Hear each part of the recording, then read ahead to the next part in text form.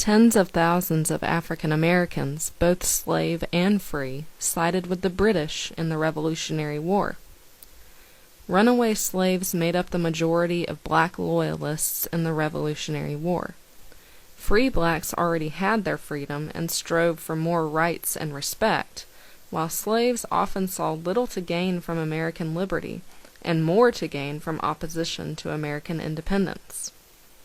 Throughout the war, British government representatives made promises of freedom to lure slaves away from their rebel masters.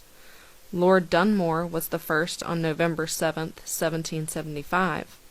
Sir Henry Clinton followed on June 30, 1779, in New York. Of course, their proclamations did not apply to slaves with Loyalist masters.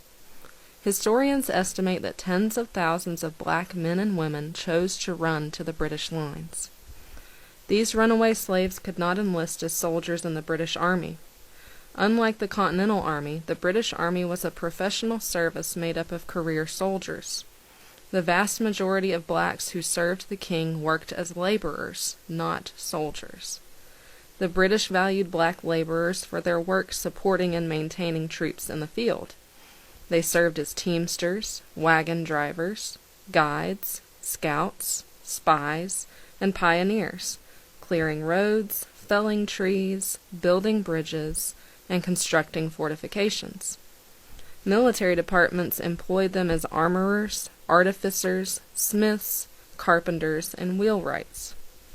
However, provincial regiments and Loyalist militias recruited and enlisted some free blacks and former slaves as soldiers. German Hessian regiments recruited free blacks mostly as drummers and fifers, although some became soldiers, wagon drivers, pack hands, or officers' servants. Although the British maintained an overall policy of granting freedom to runaway slaves, both British and Loyalist officers purchased slaves for their use or confiscated them from both rebel and Loyalist slave owners.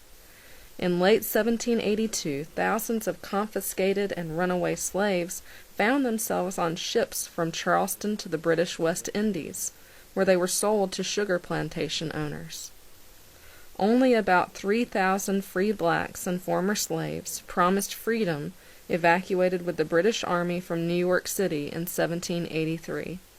Sir Guy Carleton, the British commander-in-chief, refused to renege on British promises and give in to American demands for the return of stolen property. Most of these blacks immigrated to Nova Scotia and New Brunswick, Canada. Others reached England and Germany in the late 1780s and early 1790s.